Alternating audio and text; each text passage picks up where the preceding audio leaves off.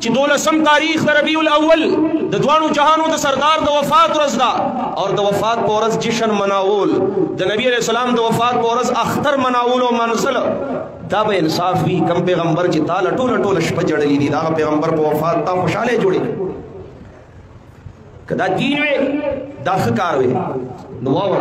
میلاد کې خود قرآن تلاوت کیږي میلاد کې خو نعتونه د رسول الله ویل کیږي په دې کې کوم کار تا ناروا ښکارېږي هسې باندې مه جوړوه بیا نورې ټولې ورنه توشې وایي نه په دغه 12 باندې پیدا سوی هم ده په دغه 12 باندې وفات هم ده نو تاسو چې دومره خوشحالیانې کوئ صحابه کرام خو ډېر غمجن وو په دې ورځ باندې رسول الله مبارک د وفات ورځ ده مال رسول الله مبارک په خپله ویل دی چې غم به در 3 ورځو زیات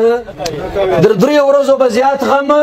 نه کوې 14 نیم سوه کاله تیر سو ته اوس غم او زړه راته جوړوې سړیه او غم دې هغه وکوي چا ول چې مړ د موږ مدني جانان خو اوس هم په قبر چې ژوندی ده